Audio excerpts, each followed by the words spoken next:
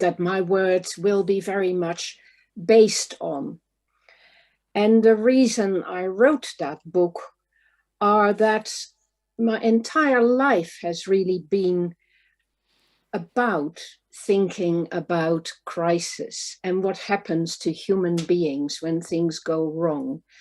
I grew up in the Netherlands, was born soon after the end of the Second World War, and I observed the pain and the trauma, not just in my parents who had to hide during the war and who had starved, but of a whole population which had been violently occupied for 5 years. So my heart absolutely goes out to our Ukrainian colleagues, and I fervently wish to support them in every way we can.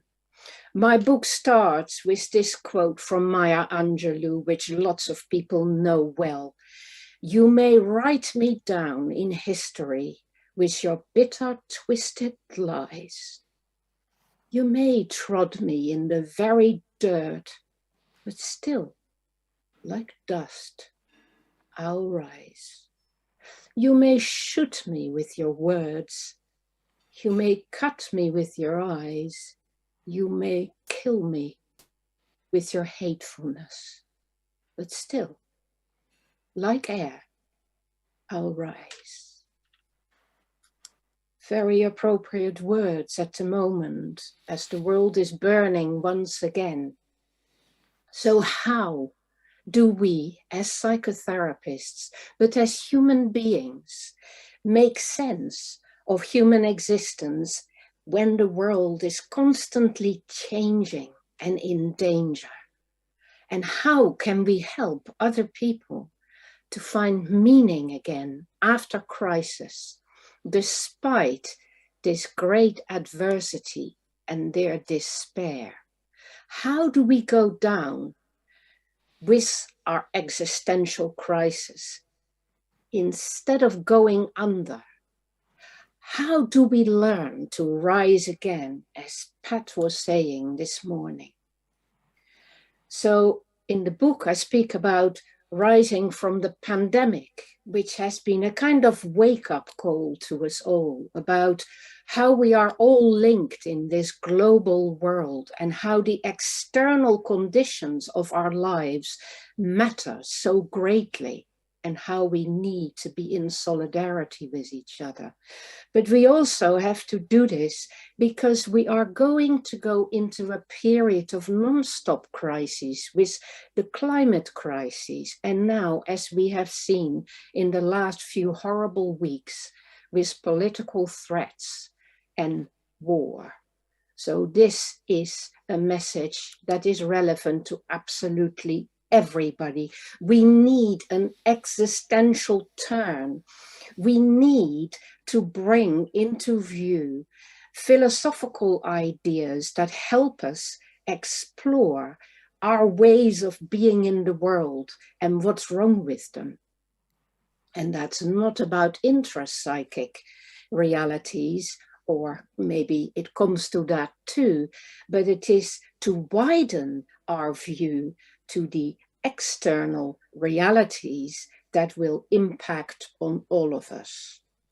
So we need to learn to approach these problems in real life, in the real world, in a creative, in a dynamic, and in a very sensitive and reflective manner. But it is all about how we find our meaning and purpose in the world. Ultimately, this is a search for truth and a search for courage. So I come from an existential background, and we believe in having a constructive dialogue with clients beyond blame and shame. We don't believe in psychopathology, but in understanding people's modes of being. We focus on the actual life as the person lives it, and we call that ontodynamics, the dynamics of being, rather than just psychodynamics. We make a map of the connections in the person's world, and we take a philosophical view of human existence. So we constantly ask ourselves, what is it that truly matters to this person now? And we believe that anxiety, guilt, despair, and suffering are paradoxically the key to how change is arrived at. I use this four-world model to always remind myself that the world is not simple. It is not a monistic world, nor is it just a dualistic world. It's a non-binary world, and it is layered. It has many dimensions. And these four always need to be taken into account. When a person is in an existential crisis, their physical space, their social space, their personal space, and their spiritual space will all be affected. They will all have been disturbed, and they will feel disorientated. So what is an existential crisis? It is exactly that. It is a sudden upheaval, a catastrophe that affects and potentially endangers our entire life at all these different levels. It is a sudden, shocking, life-changing experience where all of our normal connections that give us safety are destroyed at all these levels, usually at the same time. So we need to desperately secure the person. We need to help them find new actions which will bring back the values in their world. So in my book on existential crisis, I speak about many different things. I start talking about my own experience of existential crisis at the age of 10.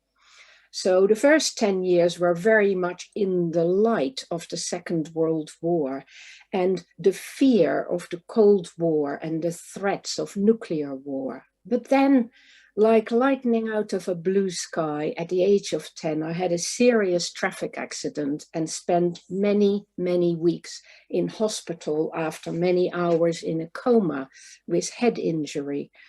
I was stuck in a bed, I couldn't move, I was told my life was in danger, and I was absolutely having to reinvent myself and find my own security because I could have no visitors. I describe in the book how I did that with the means at my disposal.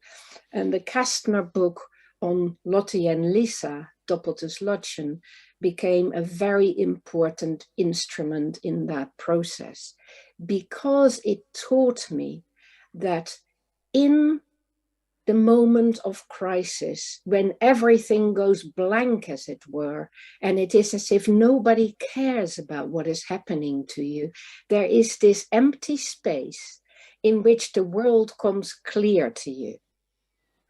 Suddenly you know what has happened, who you are, what matters, and how you need to change your life if you get a chance to do so. And that is what I did. This is just after I came out of hospital, 4 months after the accident, when my parents took me on a holiday to Denmark, Sweden, Norway, Germany, all in light of making connections with other European countries so that wars would never happen again. And I was hoping they hadn't, but now, all these years later, we have to face up to the reality. One thing I discovered in my little hospital bed is that the focus on nature, which for me meant looking at the flowers I had been sent, focusing on the goodwill that one senses is around one rather than finding fault with it, building a rich inner world, having sound routines and basic habits that you religiously practice, have small things that bring you joy and that allow you to process your emotions and your past difficulties is the best way to set the world to rights. So that was a beginning of my understanding of how we can find the vitality in ourselves when we come to the edge of death, and how we have to find the courage to rise above our worst fears and our miseries, and to learn to be fully, truly, and freely beyond the difficulties that have been sent into our lives. We have to find a way to transcend or surpass our troubles.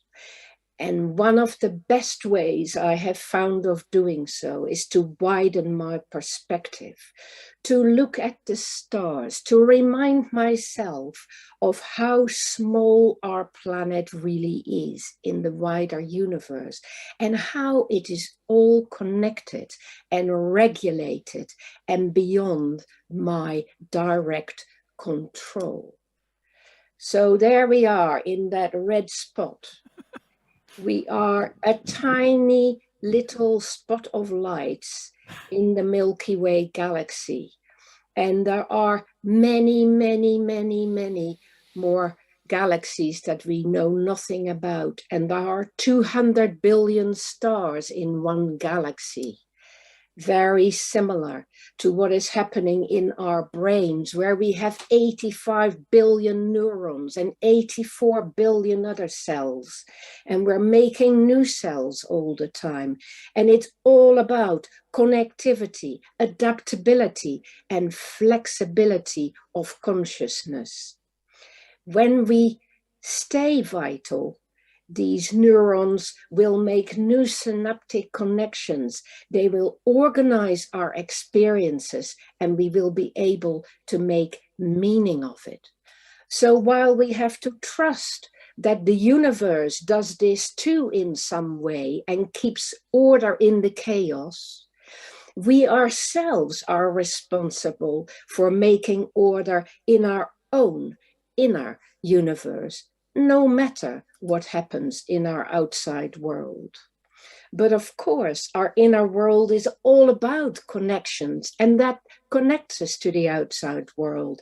This is how we create meaning in life, by creating more and more connections in an orderly way, in a harmonious way. And meaninglessness is all about disconnection. So when an existential crisis happens and it severs our connections, we are completely out of our balance. So this is how human beings basically are. We feel good when we can weave things together. We can make sense of it. The word religare in Latin means connecting. That's where the word religion comes from. A system that brings everything together in a meaningful way. But it doesn't have to be a dogmatic system. It can be a system where we change our view. We increase our understanding, because getting understanding is about putting the different pieces of the puzzle together as we discover them. Well, we seem to be going in the opposite direction right now. That's very strange. Right, we're going back in the right direction. So human beings aim to be in control of their connections. But when we are faced with existential crisis and we lose everything, there is sudden disconnection. One of the examples I use in my book is that of the plight of the 5 million EU citizens who live in the UK. When Brexit was voted in, they were suddenly severed from what they took for granted, their home in the United Kingdom. Suddenly, they were being treated as intruders, as undesirable migrants. And this loss of human rights and this sense of disenfranchisement really made them feel no longer welcome and afraid of deportation. I went through a crisis with this myself when my UK citizenship was refused twice when I applied for it, and I began to panic. And then I discovered that there were thousands and thousands of people who were becoming depressed and disconnected. Nothing makes sense to you when everything you took for granted suddenly is in question. It is like going into a fog.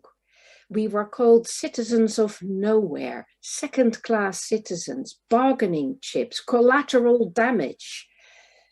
We no longer had the right to stay in our own home, but had to apply for the right to do so. There was no more safety. It was nonsensical, Kafkaesque, Orwellian. These words are even more applicable to anyone connected to the Ukrainian crisis. It is Kafkaesque, Orwellian, ridiculous, absurd, and nevertheless, it is happening right in front of our eyes. The European citizens in the UK felt and still feel betrayed, disappointed, angry, but also incredibly sad, worried, anxious, frustrated, heartbroken. I can't even begin to imagine how Ukrainians feel right now. Well, I know because I'm speaking to quite a lot of you, and those of you who are here, trust me, my heart is with you. So in my book, I interviewed 2 EU citizens who had had breakdowns because of this situation. They had never in their lives had a breakdown before. They were Joan Pons La Plana, a nurse from Spain, and Lucy Dunrechtrova, a well-known musician from the Czech Republic. Both of them surprised themselves by becoming deeply depressed and dysfunctional. I saw thousands of other people in the same way who felt that the loss of their Northern Star was a loss that they could not encompass. They didn't know how to make that change, because they had become so identified with being an EU citizen rather than being the citizen of one country or another, that their very identity, their physical security, their whole sense of being a respectable person were down the drain.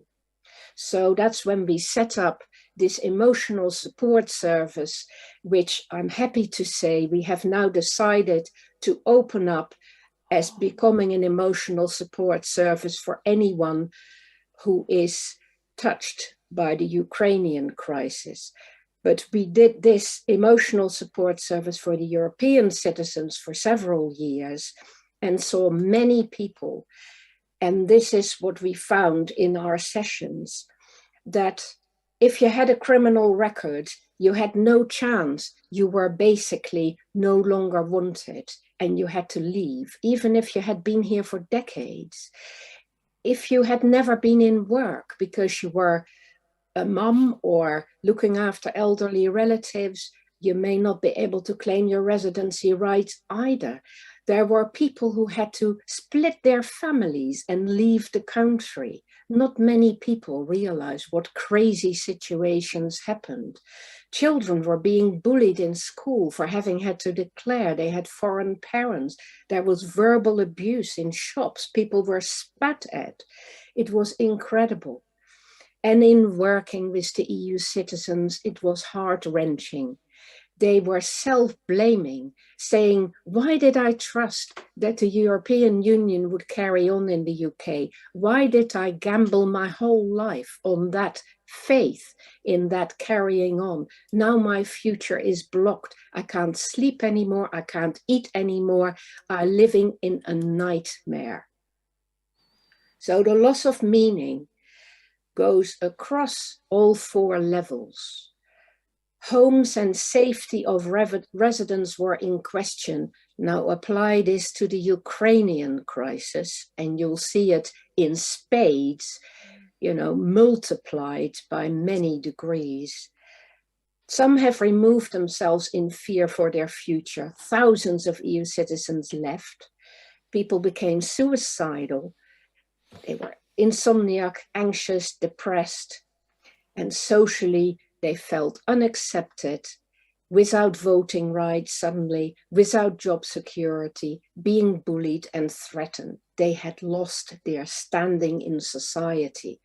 Personally, they felt a loss of identity, a loss of pride in themselves, a loss of a sense of future, a loss of integrity, self-worth, of validity, of doubt. And spiritually, they felt a loss of purpose, as if everything was taken away from them. The EU values they believed in, like collaboration, freedom, peace, loyalty, and solidarity and fairness, were suddenly no longer important. Now I'm thinking what the Ukrainian war does at all those levels, not just for them, but for all of us.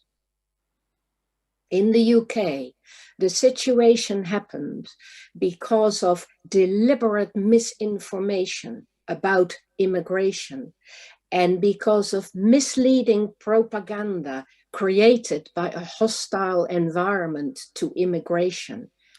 It was disgusting.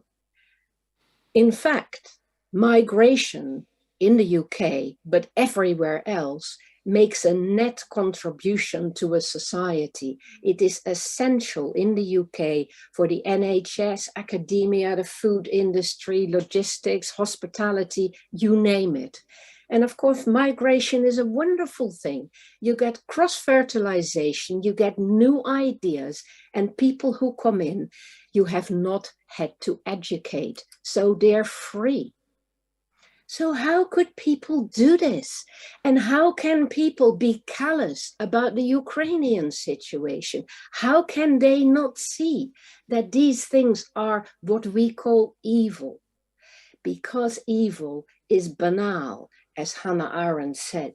The sad truth is that most evil is done by people who never make up their minds to be good or evil. They set themselves aside from it. They don't take sides. They daren't risk themselves. This may be part of why the records on asylum seekers are so appalling. The Mental Health Foundation statistics are shocking. They suggest that asylum seekers are 5 times more likely to have mental health needs than the general population. And more than 61% will experience serious mental distress. But they are far less likely to receive support than the general populations. When people sacrifice everything to find sanctuary, they need support.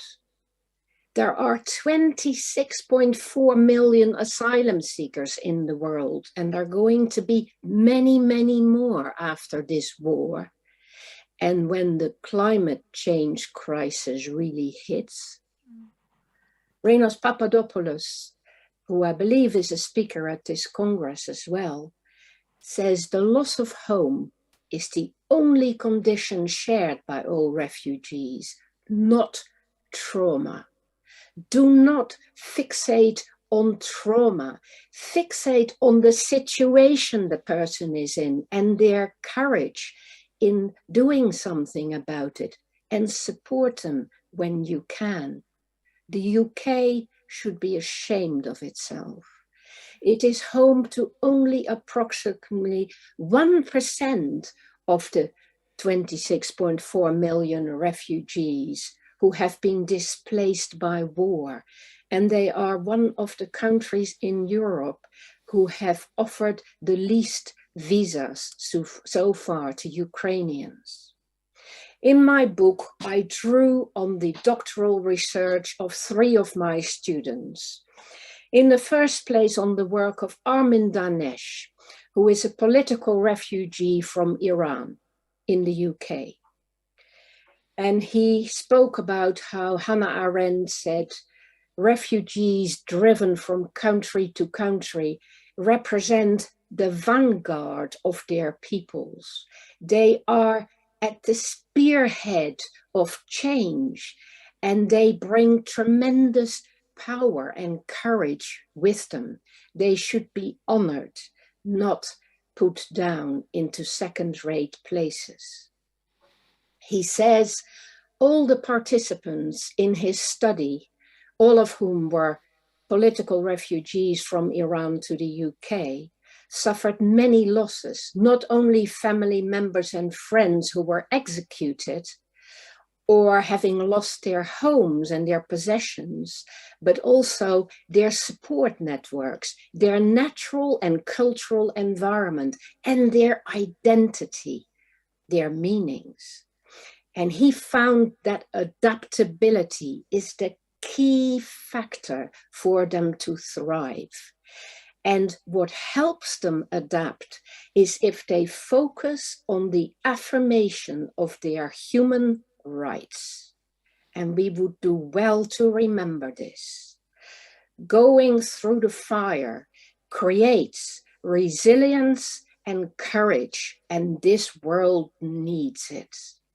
Read the works of Mandela, Gandhi, and Luther King, and you'll find out exactly what that looks like. So Gabor Mate says, people who are not adaptive may seem to function well as long as nothing is actually disturbing them and they can keep their ordinary lives going. But they will become frustrated and helpless when confronted with loss and difficulty. They will typically blame themselves or blame others. And this is what we saw in the EU citizens who weren't expecting to be in this position and often were despairing about it until they realized they had to be adaptable and they had to find their courage. So it's about enduring and daring to show the world what we learn. I would like each of you to do a thought experiment. It is a nasty one, but please do it. Imagine the Chernobyl nuclear generator being bombarded in this war, which is quite possible, and exploding into a giant mushroom cloud, which will wipe out the whole of Western Europe. How would you feel? Where would you go? What would you do? How would you survive as a refugee if you survived the impact? What would become of you?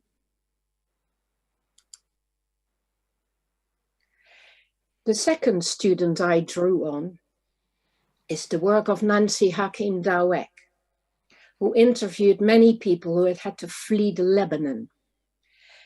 Those who do have to overcome such catastrophes, she said, tend to find their bearings in new ways because they realize everything is in question.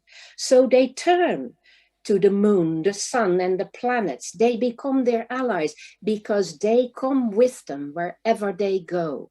So do the seasons and the weather. We widen our horizon to get a bigger base because the base we previously had is no longer safe. They value turning their face to the sun, but also to the wind and the rain.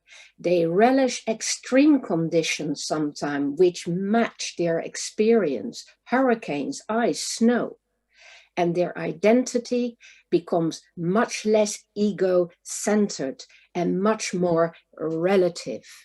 They have great compassion for others, and their adaptability increases.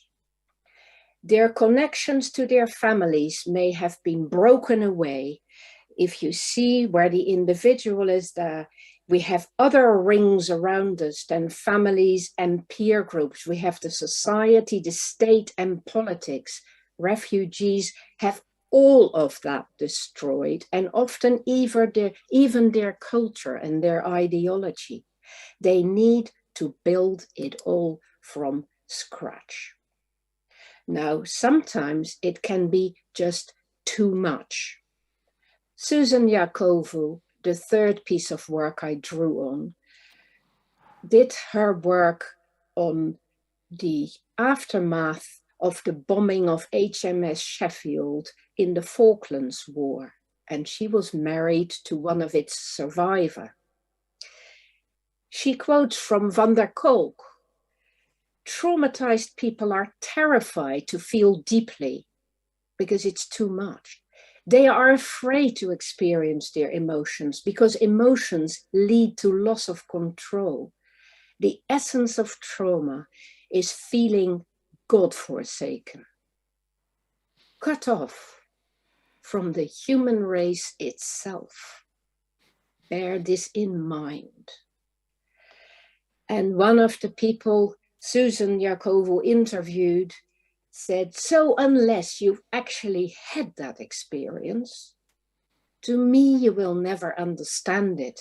And hence I'd fail to see the point of telling anybody about it. So they didn't have to think about it because they couldn't really understand it anyway. So people cut themselves off with their pain." Someone else said, when you actually watch somebody getting shot, when you see somebody who stood on a landmine actually behind them and watch them go up, that also is a futility, a waste of life. And it's something you don't forget. It's the same thing that I was saying earlier. We are altered, our perspective changes, and the only way in which we can help as therapists, if we can change our perspective to meet them where they stand, rather than speak to them about the small things that no longer matter to them. Crisis can lead to a vacuum of meaning. Yakovu said very wise words at the end of her research. She said, combat doesn't cause trauma symptoms. Combat causes individuals to question all that they think they know about the world, everything that they value, all their actions and priorities to date and for the future. And in doing so, creates an existential crisis in which they have to cope with a sudden vacuum of meaning. And that is what we will find when we work with people who come through wars. They will have the flashbacks and they will have all kinds of other things we have written about and know about. But what matters greatly is that they will feel alienated and will feel lost in their worldview and their values.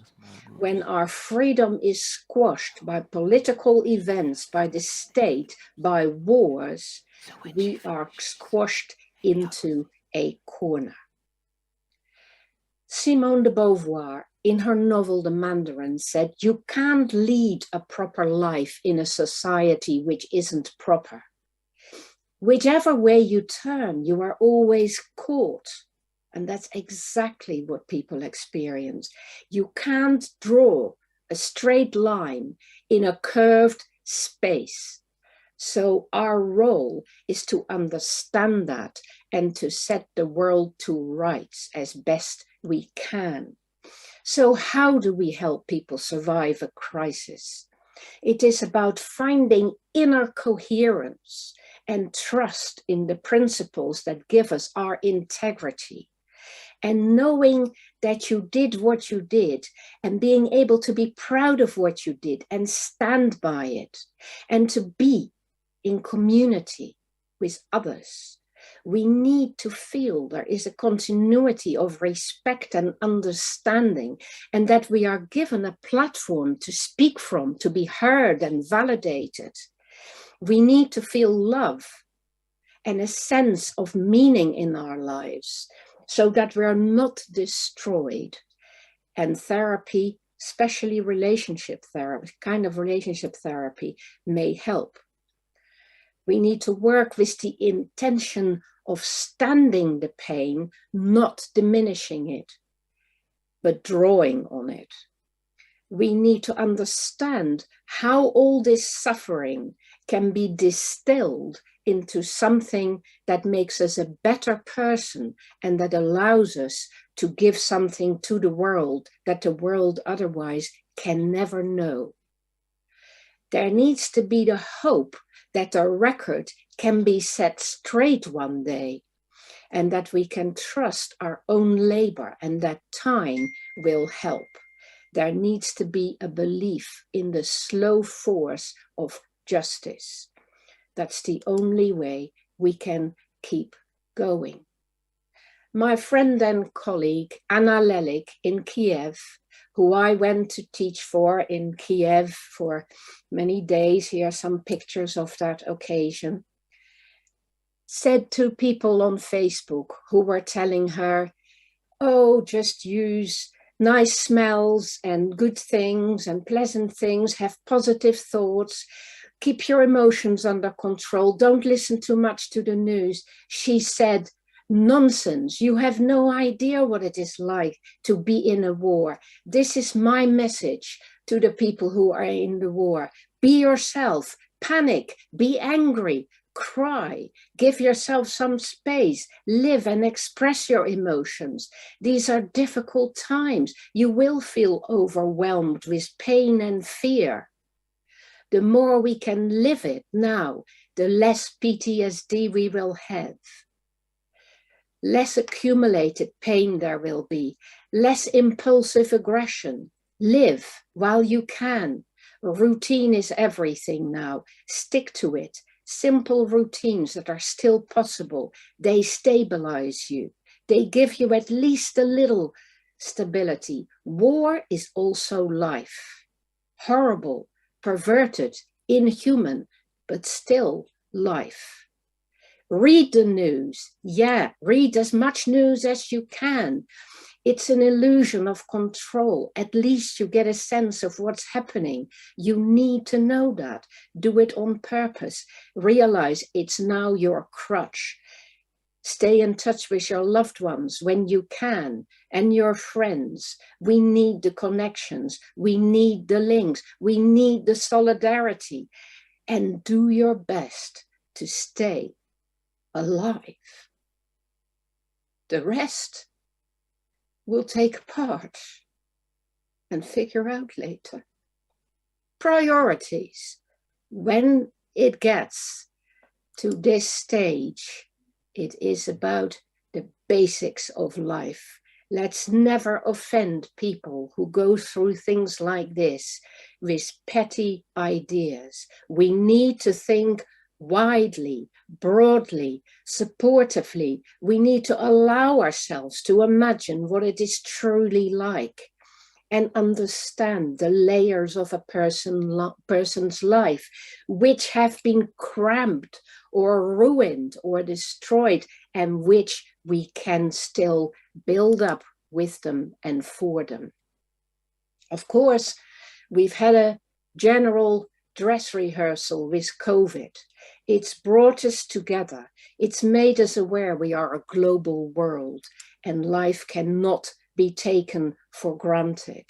So let's learn from those experiences, and let's remember that when we go through that fear and that isolation, we hurt and we are humbled by life, and we learn that we need to have new moral strength as well as emotional strength. We need to find our existential courage.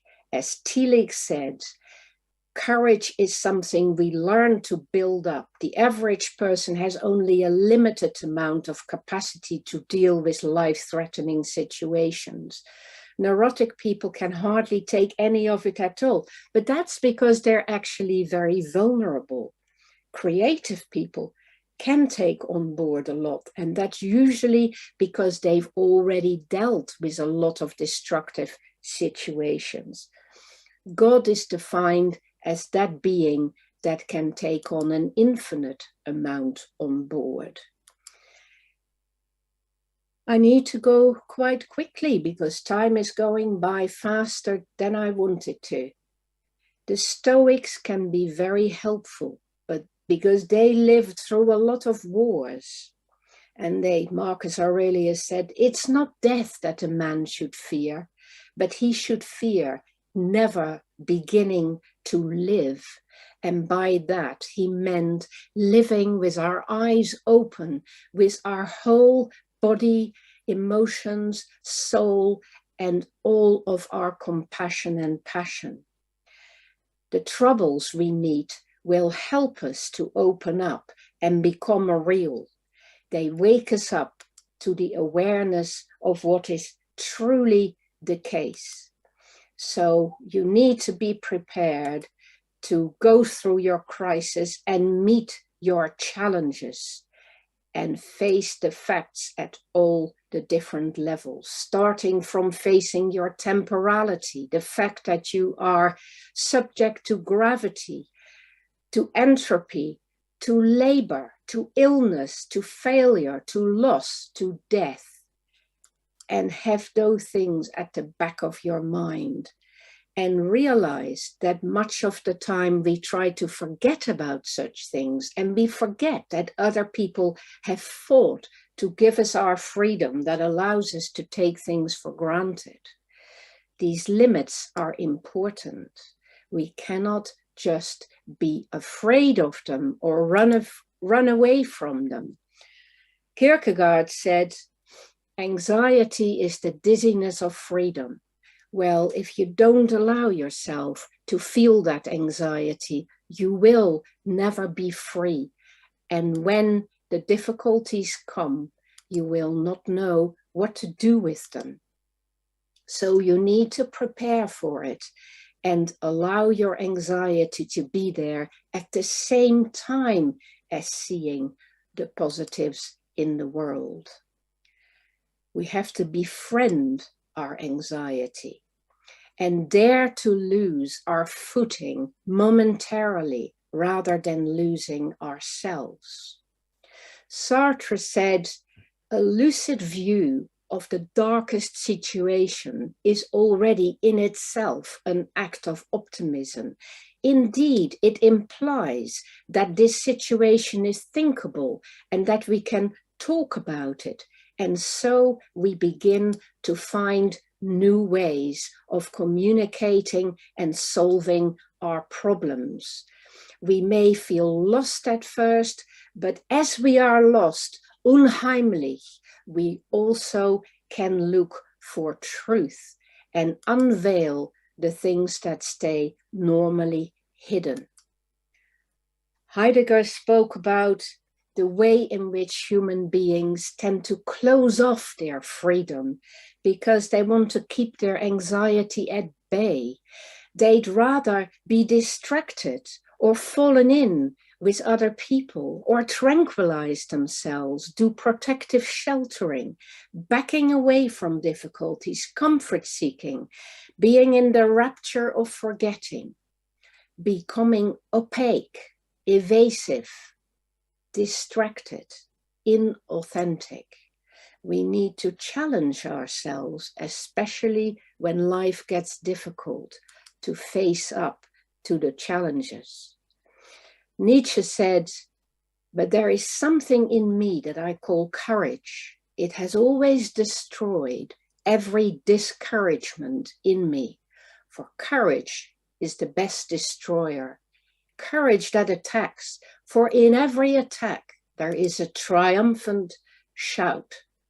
And Camus said, in the midst of winter, I found there was within me an invincible summer, a desire to reaffirm life, to find my breakthrough rather than my breakdown, to reclaim my existential space at all levels, and to overcome those narrow spaces, and to find how I can reaffirm my right to having all these invaluable things that make life worth having: our sensations, our feelings, our thoughts, our intuitions, our relationships, our environment, our values, our beliefs, our identity, all of that together, and how we can build it up again when it's lost and find